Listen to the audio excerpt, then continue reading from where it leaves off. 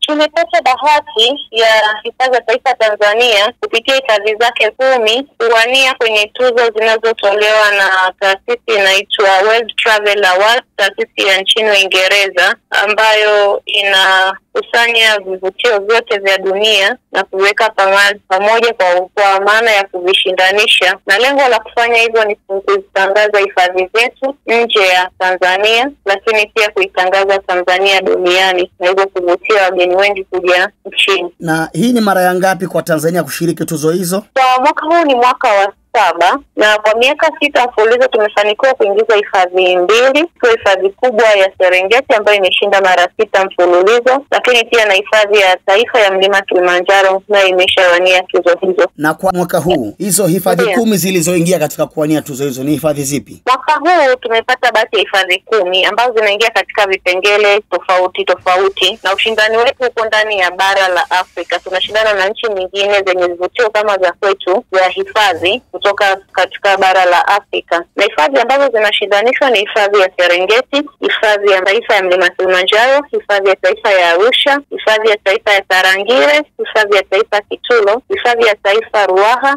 hifadhi ya taifa ya Katavi, hifadhi ya taifa Nyerere na hifadhi ya taifa milima ya Udzungwa pamoja na hifadhi ya taifa ya milima ya Mahale. Sasa jukumu la kupiga kura ni la akina nani? Jukumu la kupiga kura ni la wananchi, ni la Mtanzania mzalendo ambaye anapenda utalii lakini anapenda kuitangaza nchi yake, anapenda hifadhi zetu. Ni jukumu la kila Mtanzania kuweza kupigia kura vivutio vyetu ili viweze kushinda. Okay, na sasa ili kupiga kura tunaomba tuelekeze namna kuweza kuzipiga kura hifadhi zetu hizi.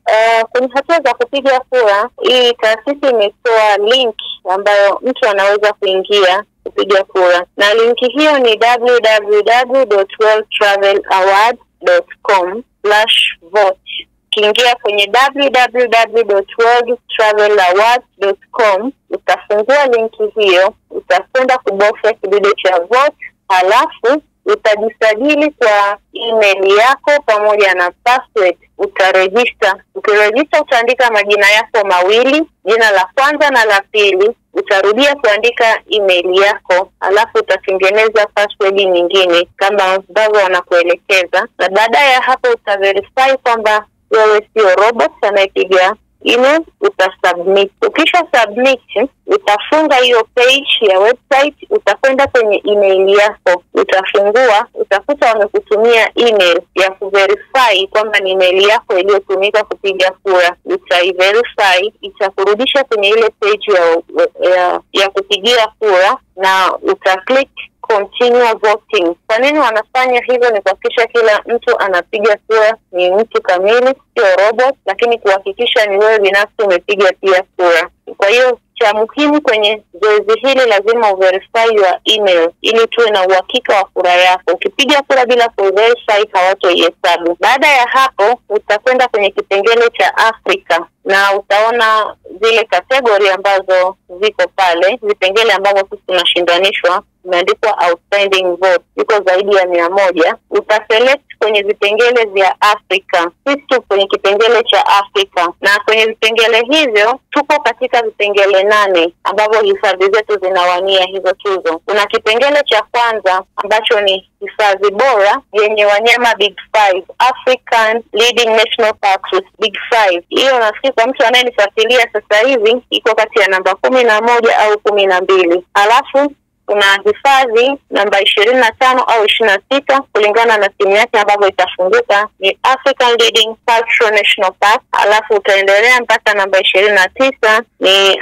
African Leading Animal Destination National Park, ambapo hapo iko hifadhi ya taifa Kitulo. Lakini katika hifadhi namba 25 iko African Leading Cultural National Park, iko hifadhi ya taifa Katavi na hifadhi ya taifa Ruaha. Hapo utachagua mojawapo. Unaruhusiwa kupiga mara moja tu, kuchagua hifadhi moja. Ukiendelea baada ya namba 29 tutakwenda namba 29 ni African Leading Elephant Paradise National Park, hifadhi yenye tembo wengi, ambayo hapo utachagua utachagua Tarangire. Alafu namba 32 ni African Leading Honeymoon Destination National Park. Hiyo ni namba 32 ambayo ni Kitulo National Park, utaichagua pale. Utavuka mpaka kati ya namba 53 na 54 ambapo utapata African Leading Mountain National Park. Pale tuna hifadhi 4 ambazo zimeshindanishwa kwenye kipengele hicho, ambayo ni hifadhi ya taifa ya Arusha, hifadhi ya taifa ya Mlima Kilimanjaro, hifadhi ya taifa milima ya Mahale na hifadhi ya taifa ya milima ya Udzungwa. Utachagua hifadhi mojawapo hapo. Alafu utakwenda namba 54 tena, namba 53 au 54. Baada ya kupiga kura kipengele kinaondoka, kwa hiyo namba